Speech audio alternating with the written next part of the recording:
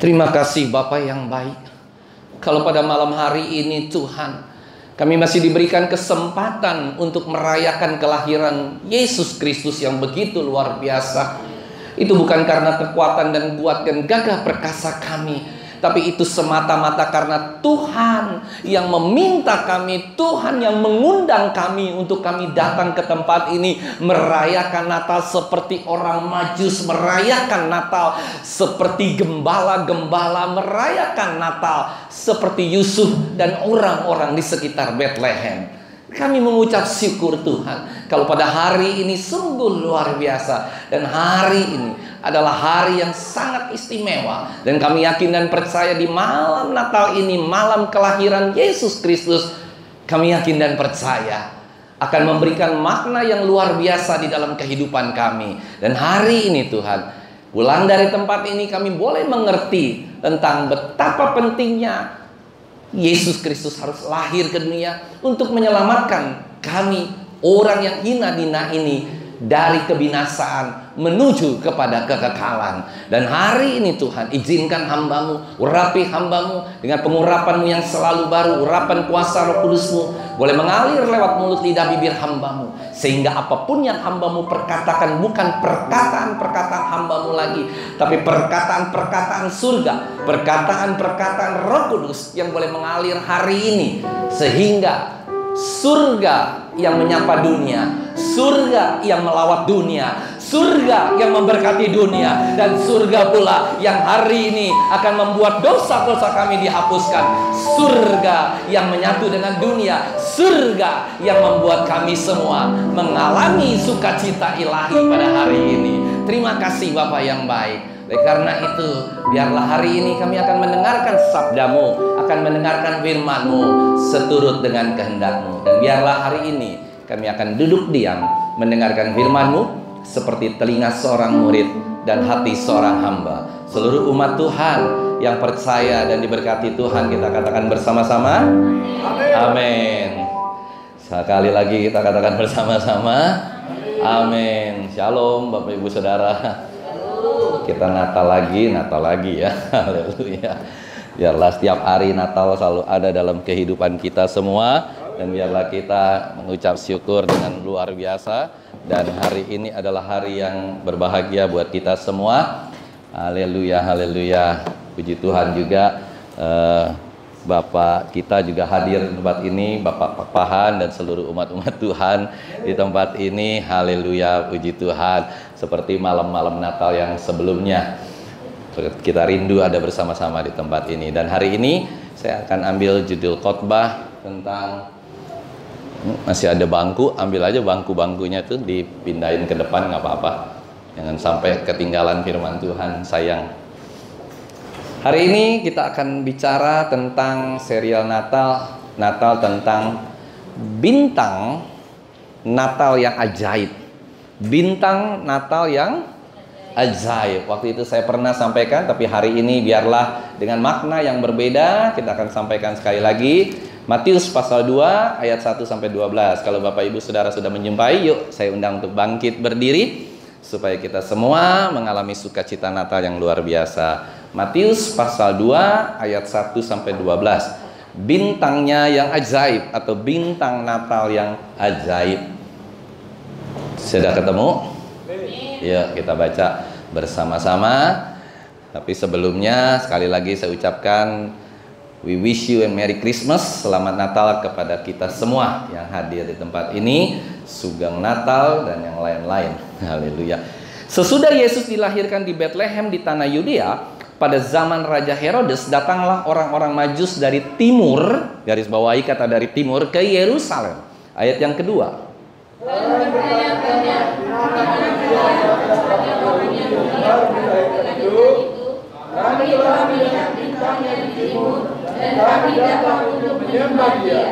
Ketika Raja Herodes mendengar hal itu, terkejutlah ia beserta seluruh Yerusalem. Imam kepala dan ahli Taurat bangsa Yahudi, lalu dimintanya keterangan dari mereka di mana Mesias akan dilahirkan. Amin. Mereka berkata kepadanya, di Bethlehem di tanah Yudea, karena demikianlah ada tertulis dalam kitab Nabi. Ayat yang ke-6.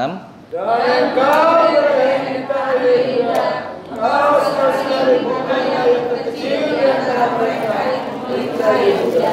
Karena daripada mula akan bangkit seorang pemimpin yang akan mengembalakan umatku. Amin. Lalu dengan diam-diam Herodes memanggil orang-orang Majus itu dan dengan teliti bertanya kepada mereka, bila mana bintang itu nampak? Kemudian ia menyuruh mereka pergi dan selidikilah dengan sesama hal yang itu, dan segera sesudah kamu menemukan dia, kabarkanlah kepadaku supaya aku datang menyembah dia. Setelah mendengar kata-kata raja itu, berangkatlah mereka dan lihatlah bintang yang mereka lihat di timur itu mendahului mereka hingga tiba dan berhenti di atas tempat di mana anak itu berada. Ayat yang ke-10.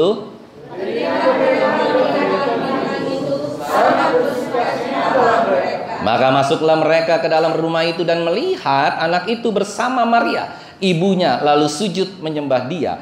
Mereka pun membuka tempat harta bendanya dan mempersembahkan persembahan kepadanya, yaitu emas, kemenyan, dan mur. Kita baca bersama-sama, 1, 2, 3. Dan karena diperingatkan dalam mimpi supaya jangan kembali kepada Herodes, maka pulanglah mereka ke negerinya melalui jalan lain. Tuhan Yesus memberkati. Silakan duduk. Bapak Ibu Saudara yang terkasih, kalau kita mendengar dan membaca firman Tuhan, maka yang harus ada di dalam kehidupan kita pertama kali, jangan pernah firman Tuhan diajak berpikir secara duniawi. Ada haleluya? Ketika kita membaca firman Tuhan, maka pola pikir kita adalah pola pikir rohani. Pola pikir rohani ini yang akan membuat kita bisa membaca kebenaran firman Tuhan. Tanpa pola pikir rohani ini, makanya kenapa banyak ketika orang membaca firman Tuhan, bukan hanya umat Kristen, umat di luar Kristen, ketika dia membaca firman Tuhan, tidak ada yang dapat istilahnya nyantol, yang dapat meresap dalam hidup mereka. Karena apa? Karena mereka membacanya dengan pola pikir duniawi. Mereka membacanya dengan logika. Karena saya sudah bilang beberapa kali di dalam khotbah yang sebelumnya juga saya bilang begini. Manusia itu mempunyai 3 pola pikir. Yang pertama pola pikir apa? Secara realistis. 1 tambah 1 sama dengan 2. Itu real, realistis, gampang. Apa istilahnya masuk logika. Yang kedua ada pola pikir irrealistis. Apa artinya? Dia tidak dapat dipikirkan dengan pikiran, yaitu ketika manusia menjadi Tuhan, bukan Tuhan menjadi manusia. Yang ketiga, supranatural, real. Jadi artinya apa? Oh, dia berpikir di atas pikiran supranatural, yaitu Tuhan menjadi manusia. Itu 3. Jadi kalau manusia ini jangan sampai terjebak di 3 pikiran. Yang pertama, nggak bisa dipakai untuk kita memikirkan Alkitab. Yang kedua, kita tidak bisa pakai untuk memikirkan Alkitab atau untuk merenungkan firman Tuhan. Nah, yang ketiga, supranatural atau supernatural, itulah yang bisa membuat kita berpikir secara Alkitab. Roma pasal 8 ayat 6 dikatakan apa? Karena keinginan daging adalah maut, tetapi keinginan roh adalah hidup dan damai sejahtera. Ada haleluya. Keinginan roh. Jadi ketika umat Kristen ini membaca Alkitab, maka Alkitab ini, saya mau katakan begini. Bapak Ibu Saudara, Alkitab ini walaupun secara fisik ada kertas, ada tulisan, tapi Alkitab ini adalah apa secara tidak langsung? Firman Allah. Firman Allah berarti roh Allah. Roh Allah berarti kita harus punya roh untuk membaca firman Tuhan. Nggak bisa memakai pikiran untuk kita bisa menerjemahkan firman Tuhan, untuk bisa membuat mengerti firman Tuhan. Ada amin saudara? Mulai mengerti ya. Jadi pola pikir duniawi dan pola pikir rohani ini adalah pertanyaan antara hidup dan mati. Jadi kalau kita udah berpikir secara pola pikir duniawi, maka ketika kita membaca Alkitab, maka kita nggak akan menemukan siapakah Yesus Kristus Sang Juru Selamat yang mau turun ke dunia. Jelas ya sampai di situ Bapak Ibu Saudara. Nah, Matius 2 ini berbicara tentang orang Majus yang datang dari timur menyembah Tuhan. Tuhan, yang kita juga bingung dan juga kalau kita pikirkan, itu dari mana asalnya orang Majus? Bagaimana orang Majus bisa menyembah Tuhan? Bagaimana caranya dan siapa itu orang Majus? Orang Majus dari timur. Timur itu berbicara tentang apa saudara? Tentang mungkin ada di Rusia, di Persia, di mana lagi Asia kecil, Jepang, Cina. Itulah dari timur Bapak Ibu Saudara. Nah, saat kita membaca Alkitab, kita jadi mengerti bahwa ternyata sehebat apapun orang tersebut, bahkan Albert Einstein pun, cendekiawan hebat pun, kalau membaca Alkitab dengan tidak menggunakan kerohaniannya, maka akan membuat ahli-ahli, pakar-pakar ini menjadi frustasi. Ada amin saudara?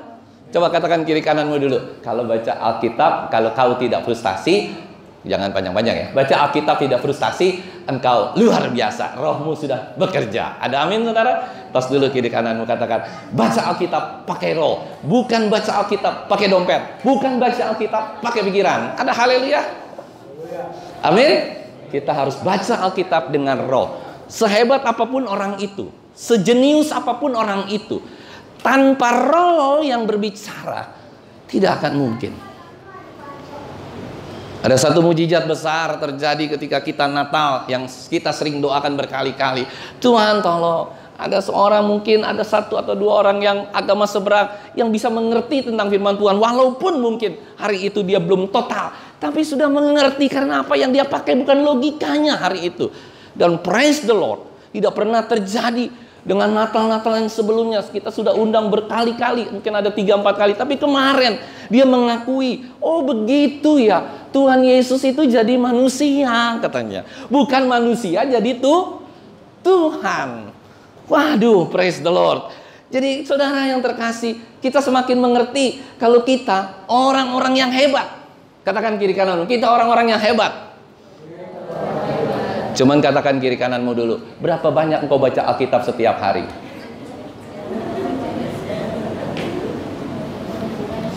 Kita orang hebat karena kita baca Alkitab. Kita orang hebat karena kita roh kita yang berurusan dengan roh Allah. Ada amin saudara? Itu yang Tuhan minta. Nah, judul khotbah ini adalah bintang Natal yang ajaib.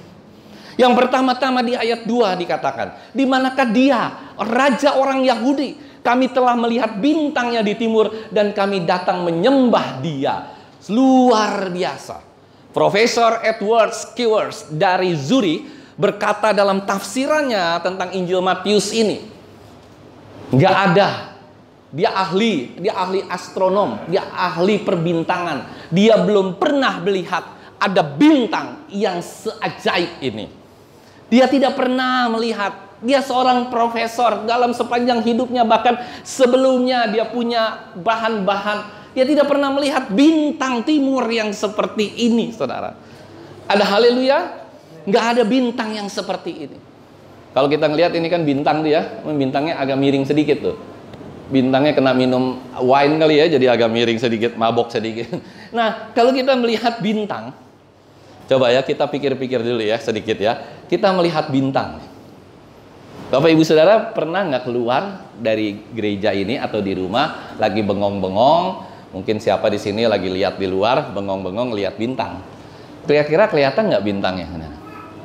Kecil sekali. Papahan pernah lihat bintang? Pernah ya? Ya. Saudara lebih senang lihat bintang apa lebih senang lihat duit? Makanya nih, kalau saya tanya, lihat bintang saudara, mana bintang ya? Kalau lihat duit, cepet ceng 100.000, wah. Apalagi kalau lagi nangadong hepeng, lihat duit, wah luar biasa ya kan? Nah, jadi bintang ini memang bintang yang berbeda. Kalau kita ngelihat kenapa berbeda? Karena kalau bintang-bintang yang biasa, itu bintangnya kecil, tidak kelihatan, kecil atau mungkin kelihatan bersinar kelap-kelip. Tapi ini bintang saudara, bintang ini seperti salib. Dia bisa, bintang itu bisa punya cahaya dari atas yang kita nggak tahu berapa juta kilometer sampai ke bawah. Dia bisa tarik dari seluruh cahayanya. Dahsyat. Tidak ada pernah bintang yang seperti itu. Dia bisa tarik garis lurus. Saya belum pernah khotbahin ini ya. Tarik garis lurus sehingga bintang ini bisa terlihat. Dan lebih hebat dan lebih luar biasanya lagi, bintang ini itu bukan muncul tiba-tiba. Bukan orang Majus itu melihat bintang terus langsung dia bilang, "Oh, ini bintang nih ya, bintang luar biasa." Enggak. Bintang ini sudah muncul berapa tahun sebelum Yesus lahir? 2 hari. 2 tahun. Jadi bintang ini sudah mendahului sebelum Kristus lahir. 2 tahun sebelum Kristus lahir, bintang ini sudah muncul. Sudah muncul dan bintang itu tetap muncul, tidak berpindah-pindah sebelum orang Majus itu mau mengejar bintang itu. Ada amin saudara? Itu ya, fakta dan kenyataan yang kita melihat. Nah, nggak lama kemudian kita juga dipersoalkan dengan bintang ini dari timur. Sedangkan mereka orang Majus juga dari timur. Bapak ibu saudara tahu orang Majus itu apa? Dia bukan ahli perbintangan, dia bukan astronom. Kalau astronom, dia berbicara tentang bintang kecil, bintang besar, bintang sedang, jenis-jenis bintang. Itu namanya astronom. Orang Majus astrologi. Apa itu astrologi Bapak Ibu Saudara? Yang belajar tentang kerohanian bintang, yang belajar tentang segala sesuatu yang bintang itu bisa tampilkan. Oh, misalnya bintang ini ternyata untuk orang udah ada yang mau meninggal. Oh, bintang ini ternyata kalau timbul akan terjadi bencana besar. Nah, orang-orang Majus itu adalah astrolog, bukan astronomi. Nah, dia astrolog, saudara. Astrolog ini adalah orang-orang yang mempelajari kerohanian bintang. Dan ketika orang Majus mempelajari bintang ini, 2 tahun dia pelajari, dia menjadi mengerti. Oh, ada sesuatu yang besar, ada sesuatu yang luar biasa, ada sesuatu yang dahsyat yang akan turun ke dalam dunia ini. Yang percaya katakan amin. Jadi bukan hanya semata-mata nubuatan dari Nabi Yesaya, nubuatan dari nabi-nabi yang sebelumnya, nubuatan dari Wahyu, nubuatan dari Yohanes, bukan. Tetapi ternyata bintang ini pun bisa menjadi petunjuk ada sesuatu yang besar yang akan lahir ke dalam dunia ini. Ada haleluya, Bapak Ibu Saudara. Dahsyat, itu bintang yang tidak pernah bisa. Nah, inilah kita berbicara tentang betapa kalau Tuhan sudah turun tangan, hukum alam pun dia lewati, saudara. Hukum alam pun dia terobos. Ada keajaiban-keajaiban. Ini adalah keajaiban bintang. Bintang Natal yang ajaib. Saudara tahu bagaimana caranya Yesus menyembuhkan orang yang buta? Begitu banyak cara. Ada yang ditempel, ada yang dia langsung bilang, melek. Saudara tahu bagaimana Yesus membangkitkan orang mati? Ini semua adalah keajaiban yang kita tidak pernah tahu. Bagaimana Yesus bisa lahir dari seorang yang masih perawan, belum menikah. Orang kalau masih perawan bisa melahirkan nggak Bapak Ibu Saudara? Tidak bisa. Jadi ada banyak hal yang tidak masuk akal Bapak Ibu Saudara. Itulah kekristenan, kita bukan kekristenan yang tidak masuk akal, bukan. Tapi maksud saya ada begitu banyak peristiwa ajaib yang dialami oleh para Majus, yang dialami oleh Maria, Yusuf, yang dialami oleh para gembala, sehingga kita bisa melihat bahwa perjalanan keajaiban Allah dalam kehidupan umat percaya itu sangat dibutuhkan. Dan perjalanan kehidupan orang percaya itu adalah kita semua yang ada di tempat ini. Yang percaya katakan amin. Begitu banyak keajaiban yang terjadi di dalam kehidupan kita. Dia tolong kita dari miskin menjadi luar biasa. Dia tolong kita dari sakit menjadi disembuhkan. Ada amin? Dia tolong kita mungkin hari-hari ini kita tidak punya pekerjaan, diberikan pekerjaan. Dia tolong kita dalam segala sesuatu.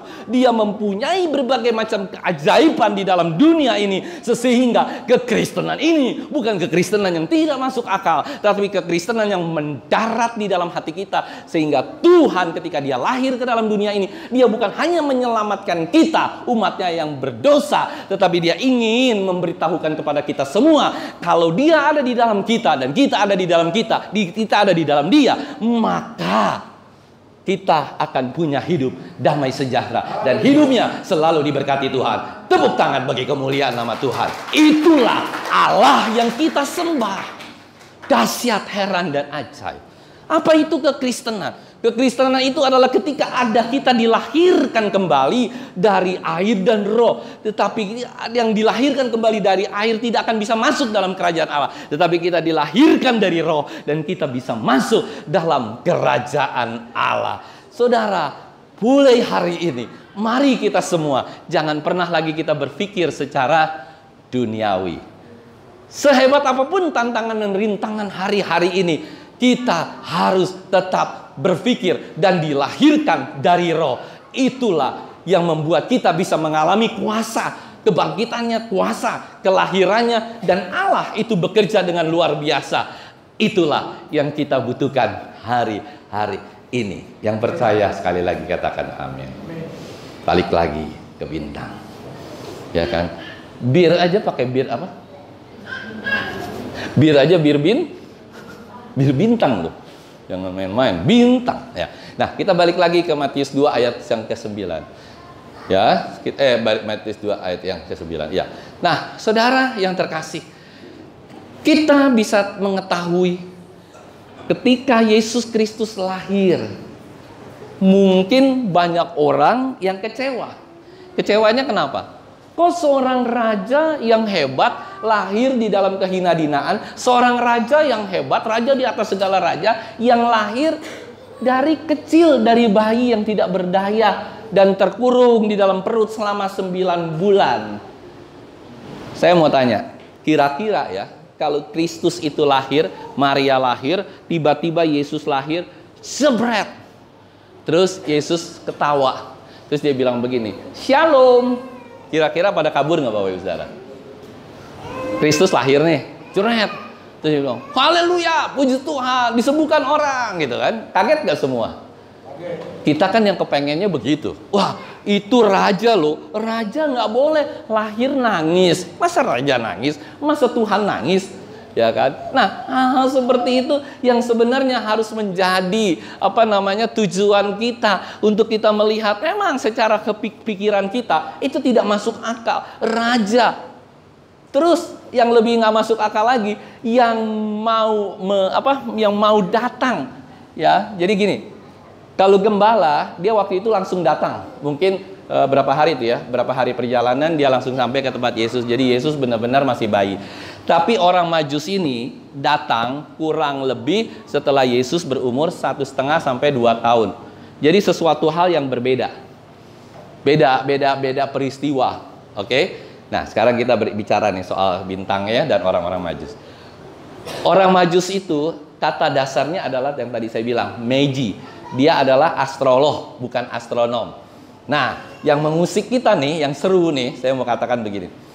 Perjalanan orang Majus setelah bintang itu timbul, saudara. Bintang itu timbul, terus lampunya nggak mati-mati nih, nggak kayak begini. Kalau ini kan mati kelap-kelip, ya kan? Dan ini sama kayak siapa? Sama kayak kita.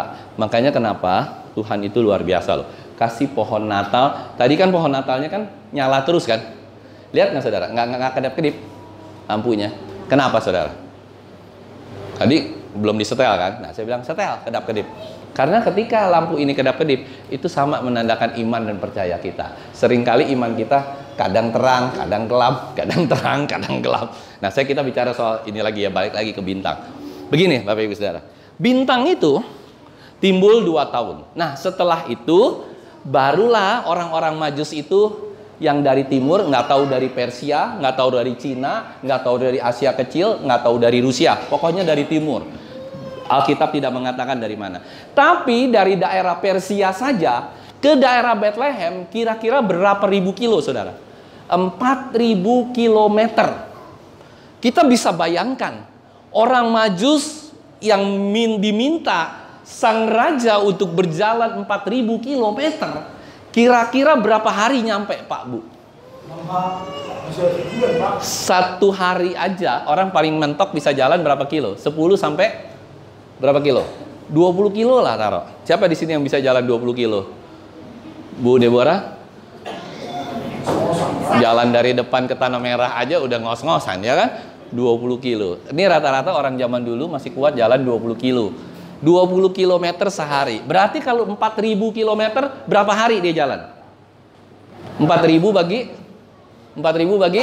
20. Jadi berapa? 200 hari. 200 hari itu kurang lebih setengah tahun lebih. 6 bulan sampai 7. Jadi orang Majus itu bersama dengan bintang yang kadang ketika orang Majusnya sudah kecapean, bintangnya berhenti, saudara. Dia tidak jalan lagi. Aneh nggak? Jadi malam-malam kecapean, bintangnya santai. Siang hari dia jalan lagi. Dan hebatnya, kalau saya mau bilang nih, sejujur-jujurnya, dia tidak hanya bersinar pada siang hari. Ada haleluya, bintang itu bisa terlihat di siang hari, siang bolong. Yang percaya katakan amin. Bintang ajaib. Saya udah bilang, ini bintang ajaib. Nggak pernah ada bintang seperti ini sepanjang hidup manusia. Siang hari dia bisa bersinar. Kenapa? Supaya si orang Majus itu bisa dibimbing. Perjalanan 200 hari. Orang Majus, ahli nujum, ahli sihir, dia mau ketemu dengan bayi Yesus itu sampai 6 bulan, 7 bulan. Bayi Yesusnya itu sudah berumur hampir 1 tahun lebih. Jadi ketika ketemu dengan orang Majus, maka umurnya kurang lebih 2 tahun. Makanya tidak heran waktu itu Raja Herodes bilang, oh, bayi di bawah umur 2 tahun harus dimatikan. Itu dasarnya, saudara. Nah, jadi kita bisa melihat ada satu keindahan yang luar biasa. Tuhan mau berbicara dengan kita semua, dan setiap hari itu biasanya memang Tuhan berbicara dengan kita, sama seperti dia berbicara dengan orang-orang Majus. Setiap hari engkau, kita semua yang ada di tempat ini selalu dikasih pedoman bintang itu berjalan kemanapun kita berjalan. Yang percaya katakan amin. Tanpa bintang itu kita nggak akan pernah bisa sampai kepada Yesus. Tanpa bintang itu, tanpa Yesus, tanpa Kristus, tanpa Roh Allah yang memimpin kita setiap hari, kita tidak akan bisa sampai ke surga. Kita tidak akan bisa ketemu dengan Yesus. Kita tidak akan bisa menuju jalan kekekalan. Yang percaya katakan, karena Yesus bilang apa? Akulah jalan dan kebenaran dan hidup. Tidak ada seorang pun yang dapat sampai kepada Bapa kalau tidak melalui Luar biasa ya, dahsyat ya. Dahsyat, benar-benar dahsyat, luar biasa. Ini bintang-bintang yang dahsyat. Nah, kita teruskan lagi, saudara. Bintang yang luar biasa ini seringkali membuat kita terheran-heran. Tapi hari ini biarlah kita melihat makna yang sesungguhnya. Apa sih maknanya? Maknanya, saudara, kita lihat. Waktu orang Majus itu melihat bintang, bisa nggak orang Majus itu bilang begini, udahlah, ngapain kita jauh-jauh ke mana? Ke Bethlehem, kurang lebih berapa tadi? 4.000 kilo. Saudara kalau ke gereja, Bapak Ibu Saudara nih kalau mau ke gereja, kira-kira kalau gerejanya kira-kira ada 20 kilo atau 50 kilo, saudara mau ke gereja nggak? Halo? Males ya rasanya? Kejauhan. Males, mendingan juga menyembah di rumah, sama saja. Nah, beda sama orang Majus ini. Orang Majus ini ingin bertemu dengan Yesus. Dia dengan segala macam cara, dengan tindakan iman, respon tindakan iman dari orang Majus ini, dia berjalan tanpa perlu diperintah, tanpa perlu dibimbing oleh siapapun. Dia berjalan dengan tindakan iman orang Majus ini. Sehingga orang Majus ini setiap hari berjalan, setiap kali bayar harga, setiap kali dia melakukan segala sesuatu. Kenapa? Karena dia ingin bertemu dengan Yesus, karena dia ingin bertemu dengan bayi Yesus. Bagaimana dengan kita? Kita seringkali ke gereja aja males. Ada amin, saudara? Ke gereja lebih penting pekerjaan daripada gereja, lebih penting ini. Kalau hari Minggu, yang penting kerjaan dulu, yang penting proyek dulu, gereja belakangan. Ada haleluya. Ya, bagi kita semua yang ada di tempat ini, mungkin juga nanti suatu saat ada di tempat kita ada yang punya profesi pilot, pelaut, segala macam. Ingat baik-baik, jangan pernah lupakan ibadah sama Tuhan ketika hari Minggu itu sudah datang. Haleluya. Jangan pernah lupakan Tuhan. Jadi yang pertama responnya ini sangat luar biasa, saudara. Orang Majus itu datang ke sana. Orang Majus itu harus masuk ke sana. Harus menjalani itu semua. Karena mereka punya respon yang dahsyat, heran, dan ajaib. Punya respon yang luar biasa. Terus yang kedua, responnya ini lebih gila lagi, lebih dahsyat lagi. Orang Majus, waktu dia datang kepada Yesus, dia bawa apa? Apa? Semur daging, emas, kemenyan, mur. Dia bawa 3. Bawa 3. Kita selalu ya, pada gambaran kita selalu gara-gara emas, kemenyan, mur, maka orang Majusnya ada 3. Belum tentu. Orang Majus itu bukan 3, saudara. Kita kan dalam gambaran, di gambar-gambar. Orang Majusnya ada berapa? 3. Bawa 3 persembahan. Bukan. Orang Majus bisa 5, bisa 6. Kita nggak pernah tahu. Yang penting dia bawa emas, kemenyan, dan mur. Saya tanya, emas, kemenyan, dan mur itu mahal nggak, Bapak Ibu Saudara? Halo, mahal nggak emas? Emas di sini siapa yang punya emas? Yang suka main-main emas. Mahal nggak? Kalau dia bawa 2 kilo aja gitu, kira-kira mahal nggak? Iya, Pak. Mahal ya. Dan luar biasanya, orang Majus ini bukan orang kaya. Orang Majus ini bukan orang yang raja yang hebat. Tapi dia berkorban ya. Di dalam terjemahan aslinya saya baca, orang Majus ini sampai mengeluarkan tabungannya. Kurang lebih 3 atau 5 tahun dia kuras semua tabungannya. Yang satu beli ini, yang satu beli ini, yang satu beli ini. Mereka berkorban waktu mau ketemu Tuhan. Yang percaya katakan amin. Halo, mau berkorban nggak waktu ketemu Tuhan? Saudara datang jauh-jauh, ya kan? Seperti orang Majus datang ke gereja. Apa yang saudara persembahkan? Korban tubuhmu. Yes. Engkau datang ke tempat ini. Yang kedua, engkau harus mempersembahkan korban bakaran. Korban persembahan, korban persepuluhan, korban kolektif, korban yang lain-lain.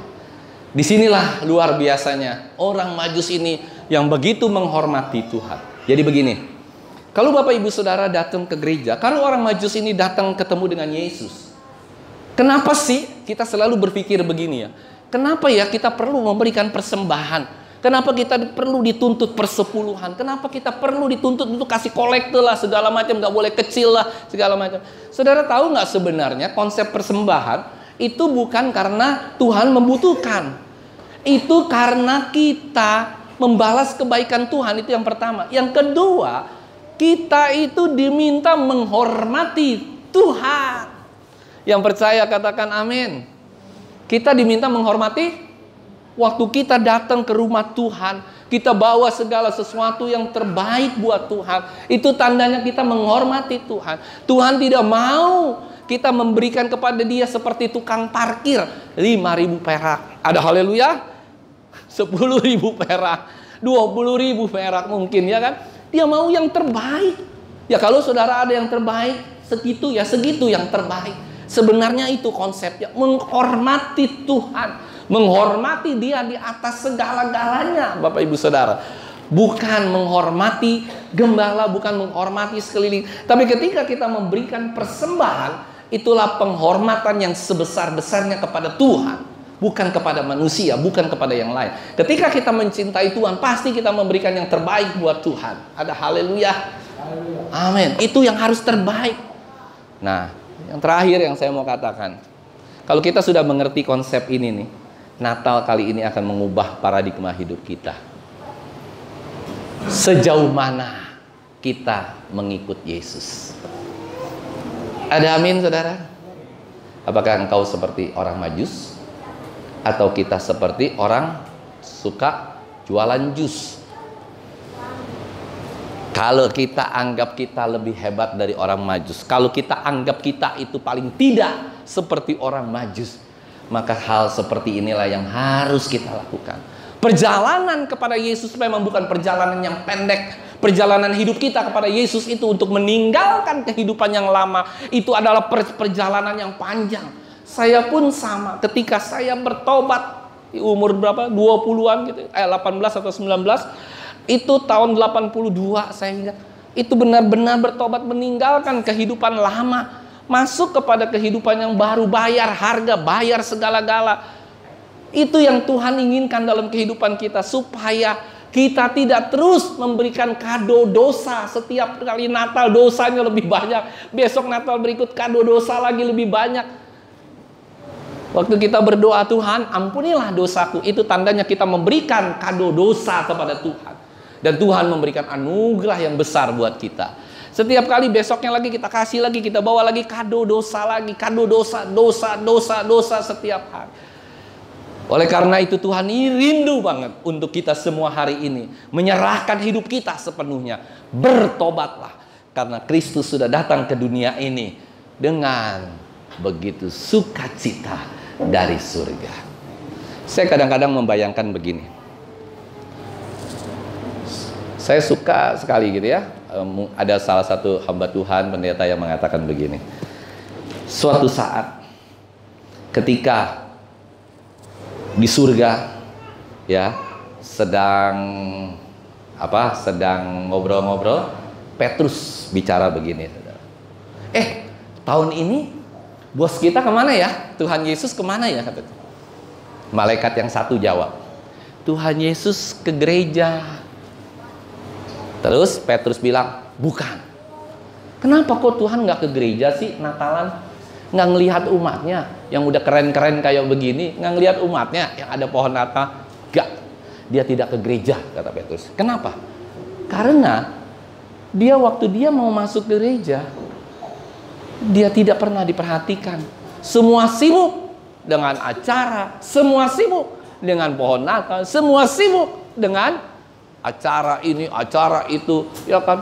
Sumbang lagu ini, sumbang ini, drama ini. Yesusnya ketika dia mau masuk, dia merasa ditolak. Terus malaikat jawab lagi, enggak, oke, Yesus nggak ke gereja. Yesus kemana? Ke penjara. Terus Petrus bilang, tidak, Yesus tidak ke penjara. Kenapa? Karena di penjara waktu Natal, mungkin Pak Ridwan tahu, waktu Natal banyak nggak Pak yang bawa sumbangan? Wah, lebih banyak daripada hari biasa. Wah, begitu banyak orang berfokus sama sumbangan. Ya kan, napi-napi itu, ada sikat gigi, ada odol, ya kan? Nggak lagi yang bawa RW 1, RW 2, RW 3. Wah, ini dulu nih, ya kan? Sikat dulu. Sementara Yesus ngelihat begitu, dia, wah, saya juga ditolak di penjara. Terus Yesus ke rumah sakit. Katanya si malaikat, enggak, mungkin Yesus ke rumah sakit di tengah orang-orang yang sakit. No, katanya Petrus, enggak, Yesus enggak ke rumah sakit. Kenapa? Di rumah sakit juga lagi pesta pora kalau Natal. Saudara pernah nggak lagi sakit, malam Natal ada di rumah sakit? Banyak pendeta yang datang doakan. Jadi banyak itu pada luar biasa lah ya, pada merayakan Natal. Akhirnya Yesus kemana saudara? Jawab sendiri ya di hati saudara masing-masing. Yesus ke rumah kita? Enggak juga. Di rumah kita lagi sibuk ngangon ayam, lagi sibuk masak ayam, lagi sibuk ini, sibuk itu, sibuk ini. Yesus juga enggak ke rumah kita. Di mana Yesus? Waktu Natal. Itu menjadi pertanyaan menarik buat kita semua. Kita seakan-akan merayakan Yesus Kristus, tapi yang dirayakan, dia tidak pernah singgah di dalam hati kita secara pribadi lepas pribadi. Oleh karena itu, kalau kita melihat dari satu sinopsis yang indah ini, kita melihat dengan jelas bahwa semua orang Majus, nggak tahu ada 3, nggak tahu 5, nggak tahu 6 orang, itu semua Yesus sudah lahir di dalam hati orang Majus, bahkan sebelum dia sempat bertemu dengan Yesus. Yang percaya katakan amin. Dia bersegera mungkin ketemu dengan Yesus. Dia mengorbankan segala sesuatu. Dia membawa emas, kemenyan dan mur. Dia bawa semuanya untuk Tuhan. Itulah tanda orang yang sudah berubah, tanda orang yang sudah menerima Kristus. Kalau kita sudah menerima Kristus nih hari-hari ini, maka kita punya iman, maka kepercayaan kita tidak akan kelap-kelip lagi seperti bintang, seperti apa? Pohon Natal ini. Ada haleluya. Yang selalu kelap-kelip, kadang nyala, kadang enggak nyala. Hari ini saya ingin mengingatkan kita semua, kalau dia mau lahir, maka dia akan lahir total di dalam kehidupanmu. Dia akan menjadi raja di atas segala raja dalam kehidupanmu. Yang percaya katakan amin. Maka engkau akan membuang semua yang buruk dalam hidupmu. Rokok dibuang. Ada amin saudara? Ada haleluya? Sekarang saya mau tanya, Yesus lahir, ngerokok jalan terus. Pertanyaan menarik, masa Yesus merokok? Yang kedua, Yesus lahir, kita judi jalan terus. Judi online kah, judi apa kah, jalan terus. Masa Yesus berjudi? Yesus lahir, berzina jalan terus. Bodoh amat lah. Masa Yesus berzina? Yesus lahir dalam hidup kita, tapi kita tetap mabok-mabokan. Di dalam Alkitab, Yesus bermabok-mabok ria. Ada nggak Pak Ridwan? Nggak ada. Ya, jadi kalau Yesus Kristus itu lahir, kita di dalam hati kita itu akan merubah semua paradigma hidup kita. Yang percaya katakan amin. Dia rubah duka cita kita menjadi sukacita. Setidak punya apapun kita hari ini, tapi kalau ada Yesus dalam hidup kita, ada Yesus yang bersemayam dalam hidup kita, dia lahir dalam kehidupan kita, maka segala perkara mungkin berat, segala sesuatu terjadi dalam hidupmu, tetapi satu hal, dia tidak pernah meninggalkan kita karena dia ada di dalam kita, dan hati kita akan tetap penuh sukacita walaupun kita nggak punya apa-apa lagi selain Yesus saja ada dalam hidup kita. Amin Bapak Ibu Saudara. Sekalipun pacarmu baru diputuskan, sekalipun engkau baru tidak mempunyai pekerjaan, di PHK dan yang lain-lain, tapi kalau ada sukacita itu, Tuhan pasti bisa berikan jalan keluar yang terbaik buat kita semua. Yang percaya katakan amin. Memang berat. Waktu orang Majus, nih yang terakhir ya, saya mau kasih tahu. Sekarang Bapak Ibu Saudara bisa bayangkan, waktu itu yang jadi raja siapa? Herodes. Aneh nggak Bapak Ibu Saudara? Masa orang Majus menyembah raja orang, sedangkan dia ada di dalam lingkungan raja Herodes. Ini merupakan pengkhianatan besar. Dia bisa ditangkap, dia bisa dibunuh sebagai seorang pengkhianat. Tetapi dia tidak peduli. Karena apa? Dia tahu yang dia sembah ini bukan raja yang biasa. Yang dia tahu yang dia sembah ini bukan raja-raja seperti Herodes dan seperti apa. Orang Majus itu tidak pernah membawa emas, kemenyan dan mur kepada Raja Herodes. Dia tidak pernah mau datang jauh-jauh kepada Raja Herodes. Dia kalau dipanggil dia baru mau datang saudara. Tetapi ini tidak, dengan nuraninya sendiri yang tergerak, dia mau datang begitu jauh. Dan yang terakhir, keajaiban dari bintang Natal yang ajaib ini satu hal yang harus kita mengerti. Saya sering khotbahin ini, mungkin udah beberapa kali, kalau jemaat lama mungkin tahu. Bintang timur. Timur di mana saudara? Kalau di tangan saya, kanan apa kiri? Anggaplah kiri ya. Ini timur lah ya. Ini barat. Kalau dari Bapak Ibu Saudara mungkin timurnya di sini, baratnya di sini. Ya apa ya? Bintang itu biasanya berjalan dari timur ke matahari. Terbit dari mana? Hah? Dari timur? Bukan dari barat. Matahari terbit dari timur ke barat.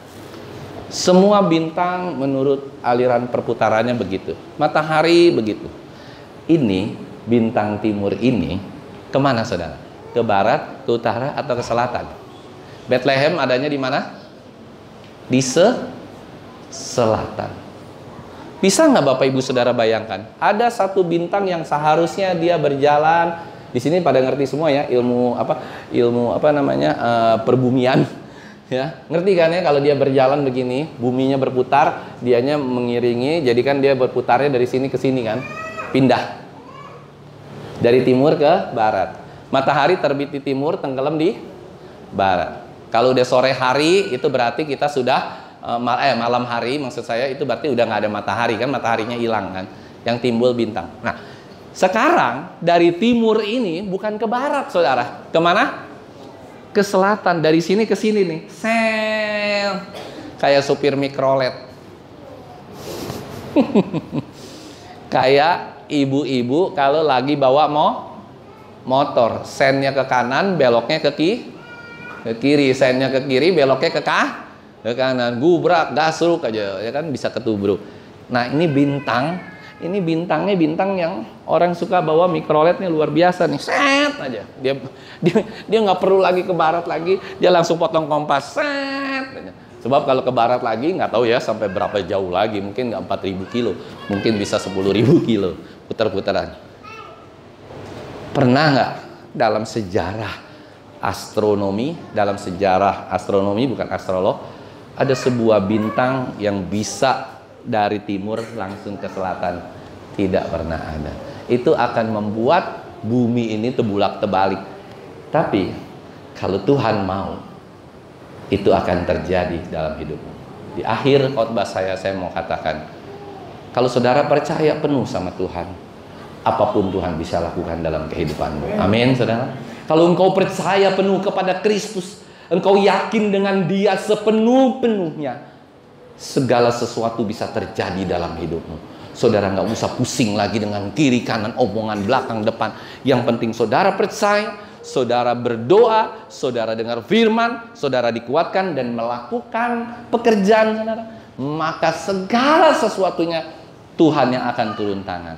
Tapi ketika engkau setiap hari berbuat dosa, maka kelihatannya jalan hidupmu yang harusnya kelihatannya benarnya lurus, tapi ternyata tidak benar, saudara. Karena apa? Tuhan tidak mau lagi memberikan bintangnya itu untuk memimpin jalan engkau ke dalam jalan yang benar. Dia melepaskan bintangnya, dia tidak mau beritahukan lagi, sehingga saudara kemanapun saudara pergi, saudara kayak layangan putus. Saudara tahu layangan putus? Kalau layangan nggak putus, dia dipegang, dia tahu arahnya. Tapi ketika saudara putusin, cetres, itu layangan melayang ke kiri, ke kanan, ke kiri, nggak tahu tujuan hidupnya. Saudara perlu Yesus. Dengan kelahiran Dia ke dalam dunia ini menjadi manusia, Dia mau menebus dosa kita, Dia mau berbuat baik buat kita, Dia mau membalikan keadaan seperti kita kembali kepada Adam dan Hawa sebelum dia jatuh ke dalam dosa. Yang percaya katakan amin. Dia rindu hari ini saudara pulang, berbalik kepada Tuhan. Pulang kembali kepada Tuhan. Tuhan, ini aku Tuhan dengan sisa umurku yang mungkin tidak panjang lagi. Mungkin walaupun orang muda itu belum tentu matinya belakangan, saudara. Ya kan, mungkin sudah sakit-sakitan, mungkin sudah punya penyakit ini, penyakit itu yang kita tidak tahu. Dan hari-hari ini Tuhan rindu siapapun di antara kita yang hari ini mendengar firman Tuhan. Ayo bertobatlah, kita sama-sama berjalan seperti orang Majus, mengikuti arah bintang yang Tuhan sudah berikan dalam kehidupan kita pribadi lepas pribadi. Bintang Natal adalah bintang yang ajaib. Dengan bintang ini akan mengubah hidup kita, akan mengubah paradigma kita, akan mengubah segala sesuatu dalam hidup kita. Saudara nggak perlu lagi khawatir tentang sakit, saudara nggak perlu lagi khawatir tentang pekerjaan. Bukan itu yang saudara khawatirkan. Perlu saudara khawatirkan hanya satu: ketika Kristus tidak masuk dalam hidupmu, tidak mau masuk dalam hatimu, tidak berniat masuk dalam hatimu.